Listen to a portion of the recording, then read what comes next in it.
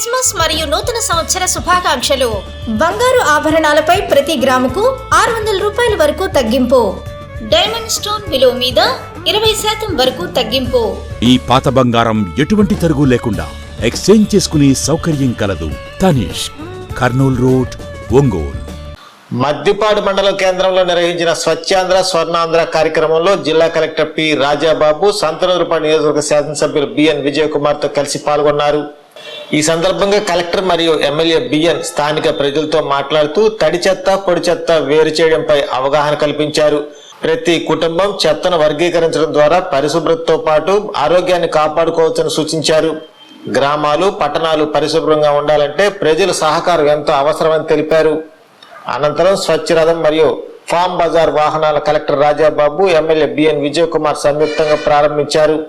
ఈ కార్యక్రమం ద్వారా రైతులకు నేరుగా మార్కెట్ సౌకర్యాలు కల్పించడంతో పాటు స్వచ్ఛతపై ప్రజల్లో మరింత చైతన్యం తీసుకువస్తామని తెలిపారు. ఈ కార్యక్రమంలో DPO Venkateswarlu, ZP CEO Chiranjeevi, DRDA PD Narayana, DWAMA PD Joseph, MPDO Jyothi, MRO Adilakshmi, రాష్ట్ర పొగాకు సమైక్య చైర్మన్ మండవ జయంతి బాబు, మండల పార్టీ అధ్యక్షులు ఉప్పుగుండూరి నాగేశ్వరరావు, రాష్ట్ర టీడీపీ సెక్రటరీ అడకా స్వాములు, మండల సెక్రటరీ మందపల్లి శ్రీనివాసరావు, గ్రామ పార్టీ అధ్యక్షులు కడియాల రఘు, పోతునేని శ్రీనివాసరావు, క్లస్టర్ ఇన్ఛార్జీలు నువ్వుల శివకృష్ణ, దేవభక్తి ప్రసాద్, బీజేపీ రమణ తదితర మండల నాయకులు, కార్యకర్తలు, మహిళలు, అధికారులు పాల్గొన్నారు.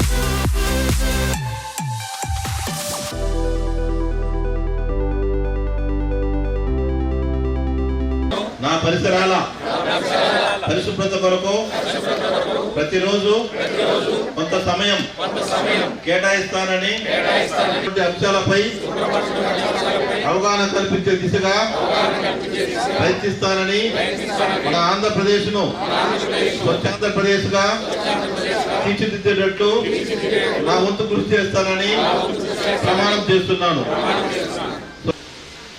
ఈరోజు మీ అందరికీ తెలుసు, ఈ స్వచ్ఛాంధ్ర స్వర్ణాంధ్ర అనే కార్యక్రమం చాలా ప్రతిష్టంగా ప్రభుత్వం తీసుకొని ముందుకెళ్తుంది.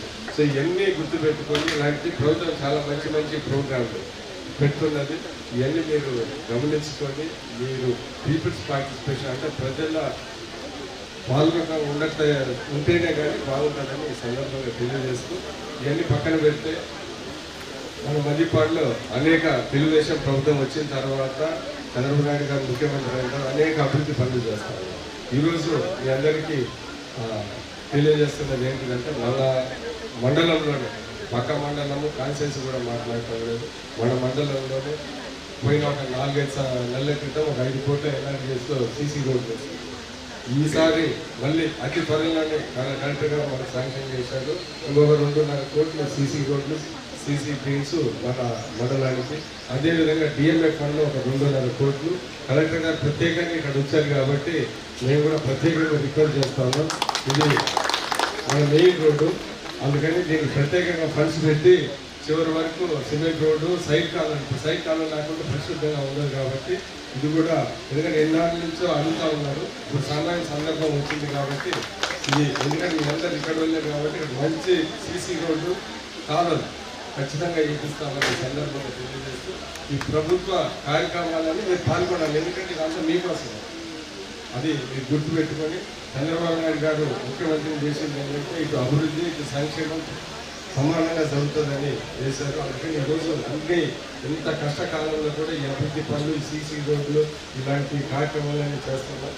మీరు కూడా నన్ను 30,000 మెజార్టీతో విజయ్ కుమార్ ఎక్కడి నుంచో డబ్బులు తీసుకొచ్చి సీసీ రోడ్లు బీసీ రోడ్లు వేస్తారని చేశారు. అనుకున్నా ఆ పనులనే నేను కూడా ఉన్నా. అందుకని ఖచ్చితంగా మీకోసం అటు చంద్రబాబు నాయుడు గారిని నమ్ముకొని మీరు వేశారు. నన్ను ఏదో సీసీ రోడ్లు బీసీ రోడ్లు వేస్తే నేను ఎక్కడి నుంచో తీసుకున్నా ఆ పనులు నేను కూడా ఉన్నాను. ఈసారి మన కాన్స్టిట్యున్సీలో కలెక్టర్ గారి సహకారంతో అధికారులతో సహకారంతో ఇప్పుడున్న పరిస్థితుల్లో రాబోయే కాలంలో ఒక 30 కోట్ల రూపాయలతో నాకు అభివృద్ధి పనులు జరుగుతున్నాయని సందర్భంగా తెలియజేస్తూ కలెక్టర్ గారు ఎంత బిజీగా ఉన్నా కానీ మన మండలానికి మన కాన్స్టిట్యున్సీ వచ్చినందుకు ప్రత్యేకంగా ధన్యవాదాలు తెలుపుతూ వచ్చినందుకు మమ్మల్ని కొద్దిగా మంచిగా చూసుకోవాలి అభివృద్ధి కార్యక్రమాలు కోరుకుంటూ సెలవు తీసుకోవాలి. ప్రత్యేకించి కాన్స్టిట్యున్సీకి అయితే మాత్రం మిగతా వాటికన్నా ఎక్కువగానే ఫండ్స్ నిధులు ఇవ్వడం అనేది కూడా జరిగింది. సో ఇదంతా కూడా మీకు చాలా ఉపయోగపడుతుందనే సందర్భంగా తెలియజేస్తున్నాను. సో ఇకపోతే ఈ కార్యక్రమానికి స్వర్ణాంధ్ర స్వచ్ఛాంధ్ర కార్యక్రమంలో మీరు లాస్ట్ 1 year నుంచి కూడా చూస్తున్నారు ఈ కార్యక్రమాలు మనం ఎలా చేస్తున్నామని. ప్రతిసారి కూడా ఏదో ఒక ఐడియాతో ఒక కార్యక్రమాన్ని అనేది పెట్టడం జరిగింది. ఇప్పుడు ఈ నెలలో జరిగేది ఏంటంటే జీరో గ్యాప్ అంటే ఫర్ ఎగ్జాంపుల్ ఇప్పుడు మనము ఈ చెత్త సేకరణ చేస్తున్నాము, పొడి చెత్త తడి చెత్త ఇస్తున్నాము. అయినప్పటికీ కూడా అన్ని చోట్ల కూడా అది ఎఫెక్టివ్గా జరగట్లేదు. ఇంకా చెత్త అంతా కూడా లేదు ప్లాస్టిక్ బాటిల్స్ అన్నీ కూడా డ్రైన్స్లోనో లేకపోతే రోడ్డు పక్కనో అన్నీ కూడా పడేయడం జరుగుతుంది. అంటే ఏంటి ఇంకా దానికి ఇంకా గ్యాప్ ఉంది. అంటే ఈ చెత్త సేకరణలో గ్యాప్ ఉంది. అంటే ఉదాహరణ చెప్తున్నాను. సో దాన్ని ఆ గ్యాప్ను ఎలా పూడ్చాలి అనేది ప్రభుత్వం ఆలోచించి సో ఇది ఒక ఉపయోగకరమైనటువంటి అంశం కింద కనుక మనం చేస్తే దాన్ని డెఫినెట్గా ఈ చెత్త సేకరణలో ఈ గ్యాప్ ఫిల్ అవుతుందని చెప్పేసి ఒక ఐడియా కింద కూడా తీసుకోవడం జరిగింది. సో వేస్ట్ టు వెల్త్ అంటే చెత్త నుంచి సంపద తీసుకోవాలి అనేది గవర్నమెంట్ యొక్క ముఖ్య ఉద్దేశం. దానికి ఏమన్నారంటే మీద కొంతమంది చదువుకున్న వాళ్ళందరికీ కూడా తెలుసు సర్క్యులర్ ఎకానమీ అన్నారు. సో ఇక్కడ మనం వాడేది ఏది కూడా వేస్ట్ కాదు.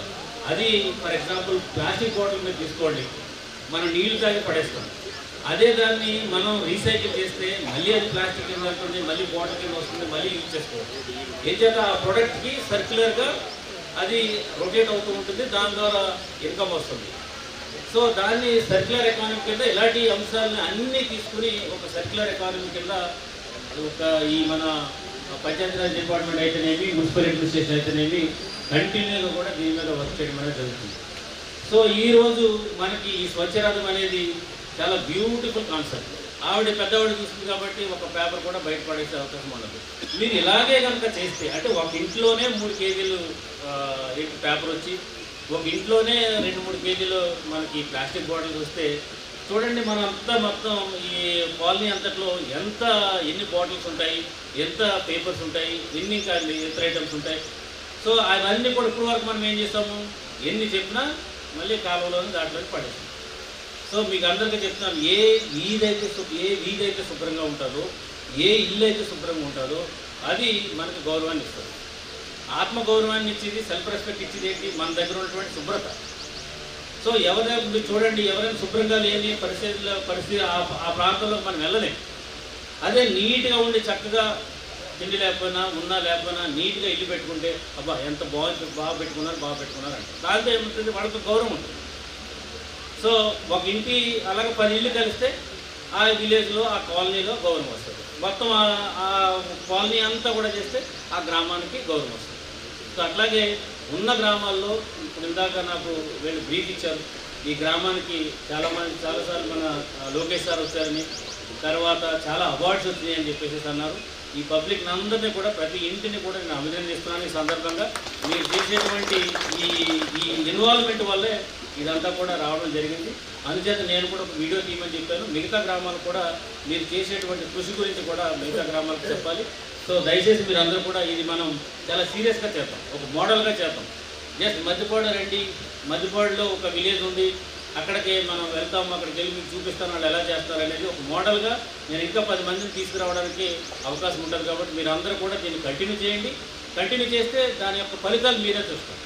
ఇక రెండోది వచ్చేటప్పటికి ఈరోజు 2 అంశాలు ఉన్నాయి. ఒకటి ఏంటంటే, స్త్రీ ఎంత గొప్ప ఏమంటారు దాన్ని, ఎంత శక్తివంతురాలని చెప్పడానికి ఇంకొకడు ఒక FPO సంబంధించి ఒక వెహికల్ కూడా మనం చేస్తాం. ఆవిడేం చేశారు, దాంట్లో కూరగాయలన్నీ కూడా ఏమన్నా దాంట్లో what basket it is earth basket అని మనకి బిగ్ బాస్కెట్ లాగా ఒక ఎర్త్ బాస్కెట్ అని ఓపెన్ చేసి, సో కూరగాయలని తీసుకుని ఒక వెహికల్ ద్వారా ప్రతి ఇంటింటికి కూడా సప్లై చేసేటువంటి ఫెసిలిటీ కూడా వాళ్ళు తీసుకొస్తున్నారు. దీని ద్వారా ఏంటంటే మాకు నేచురల్ అంటే సహజమైనటువంటి వనరులతో, ఎరువులతో పండించేటువంటి పంటలను కూడా ఎక్కువగా మనం ప్రమోట్ చేస్తున్నాం. ఈ రోజుల్లో మనకి ఎరువులు ఎక్కువ వేసేసేసి యూరియా ఎక్కువ వేసిన పంట ఏదైతే మనం తింటే దాన్ని మనకి ఆరోగ్యానికి చాలా చెడు. Urea is the main cause for cancer. So చాలామంది క్యాన్సర్ బారి పడుతున్నారు అని అంటే కనుక the highest amount of the urea using in the fields. So అట్లాంటి దానివల్ల క్యాన్సర్ ఆటోమేటిక్గా 50 తర్వాత క్యాన్సర్ వస్తుంది. సో అవి కాకుండా నేచురల్ ఫార్మింగ్స్ కూడా మనం బాగా సపోర్ట్ చేస్తున్నాము, అవి కూడా మన ఇంటికి వస్తాయి. దీని యొక్క ఉద్దేశం ఏంటంటే, ఆరోగ్యమైనటువంటి పంటలు పండించి అవి ఇంటింటికి అందిస్తే వాళ్ళ ఆరోగ్యం కూడా బాగుంటుంది. సో చేసుకున్న సంపద ఏదైతే సంపాదించుకున్న 10 రూపాయలు ఉంటాయో ఆ 10 రూపాయలు కూడా మనకి మనం ఉన్నతికి ఉపయోగపడాలి తప్ప మన ఆరోగ్యం కోసం ఖర్చు పెట్టేలా ఉండకూడదు.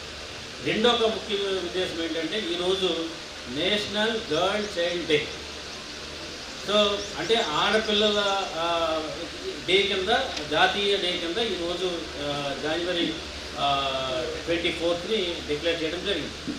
సో దీనికోసం కూడా అంటే అందరూ కూడా ఇక్కడ అంతా కూడా స్త్రీలు ఉన్నారు కాబట్టి చెప్తున్నాం, ఆడపిల్లలు దేంట్లోనూ కూడా తక్కువ కాదు. ఇప్పుడు అందరూ కూడా ఆడపిల్లల్ని చక్కగా చదివిస్తున్నారు. వాళ్ళందరూ కూడా ఇప్పుడు మా పాప కూడా ఇప్పుడు డాక్టర్ MBBS చదువుకుంది. సో ఒకప్పుడు MBBS చదివినప్పుడు ఎట్లా ఉండేవారంటే, ఒక 10-15 ఇయర్స్ బ్యాక్ బాయ్స్ అందరూనేమో ఎక్కువ మంది ఉండేవారు, ఆడపిల్లలందరూ కూడా తప్పుగా బ్యాక్ బెంచ్లోనూ మూలలో కూర్చుని ఉండేవారు, భయంగా కూర్చుని ఉండేవారు. ఇప్పుడు ఏమైందంటే ఆడపిల్లలందరూ కూడా డాక్టర్స్ ఎక్కువ మంది ఉన్నారు, బాయ్స్ అందరూ కూడా మూలకెళ్ళి కూర్చుంటున్నారు, తక్కువ మంది చదువుతున్నారు. సో ఇప్పుడు ఎక్కడ చూసినా డాక్టర్ పేర్లే ఉంటున్నాయి. సో అందుచేత ఆడపిల్లల్ని చదివించాలి, ఆడపిల్లల్ని మనం ప్రొటెక్ట్ చేయాలి. వాళ్ళు బాగా చదువుతున్నారు, మేధో సంపత్తి కూడా బాగా పెరిగింది. వాళ్ళకి ఏ విధమైనటువంటి ఆలోచనలుగా చదివే ముఖ్యంగా ఉండి మంచిగా చదువుతున్నారు. ఐఏఎస్లు అవుతున్నారు, ఐపీఎస్లు అవుతున్నారు, డాక్టర్స్ అవుతున్నారు. వీరందరూ కూడా ఆడపిల్లల్ని బాగా మనం ప్రోత్సహించాలి, వాళ్ళ హెల్త్ని ప్రోత్సహించాలి, వాళ్ళకి సరైనటువంటి ఆరోగ్యమైనటువంటి తిండి మనం పెట్టాలి, ప్రయారిటీ ఇవ్వాలి. ఒక పెద్ద ప్రోగ్రామ్ని మనం చేస్తుంది. సో ఆడపిల్లలంటే మనకి లక్ష్మిగా మనం చూస్తాం కాబట్టి మనందరం కూడా ఆడపిల్లల్ని ప్రోత్సహించాలని చెప్పి చదువులోను, విద్యలోను అన్ని రకాలుగా అన్ని రంగాల్లో వాళ్ళు ప్రోత్సహించాలని సందర్భంగా తెలియజేసుకుంటూ ఇంతటి చక్కటి కార్యక్రమాన్ని అరేంజ్ చేసినటువంటి ఆఫీసర్స్కి, హాజరైనటువంటి మీ అందరికీ కూడా మరొకసారి ధన్యవాదాలు తెలియజేసుకుంటూ సెలవు తీసుకున్నాం. Thank you very much. KIMS hospital NH5 market yard వెనుక, ఒంగోలు. అన్ని రకాల నరాల వ్యాధులకు అధునాతన వైద్య సేవలు మరియు శస్త్రచికిత్సలు చేయబడును. Doctor M Nichal Reddy, consultant neurologist. Doctor B Madhuri, consultant neurologist. Doctor M Anant Jagadish Kumar, consultant neuro surgeon. మోకీళ్ల మార్పిడి ఆపరేషన్లు చేయబడును. అన్ని రకాల ఎముకల సమస్యలకు మరియు ఆర్థోపెడిక్ ట్రామా, ప్రమాదవశాత్తు ఎముకలు గాని దవడ ఎముకలు గాని విరిగినచో ఆపరేషన్లు చేయబడును. Doctor I Venkateshwar Reddy, consultant orthopaedician. Doctor T Kiran Kumar Reddy, consultant orthopaedics, joint replacement surgeon and sport injuries specialist. Doctor P Uday Kumar, consultant orthopaedician. Emergency and critical care service, lab and diagnostics. Doctor Ajay, chief radiologist. Doctor K Srija, radio diagnosis. Doctor B Sandeep Reddy, radio diagnosis.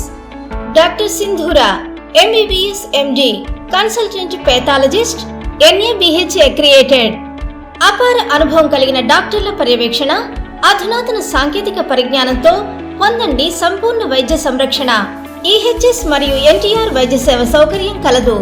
అన్ని రకాల ఆరోగ్య బీమా కార్డులు అంగీకరించబడును. KIMS hospital NH5 market yard వెనుక, ఒంగోలు.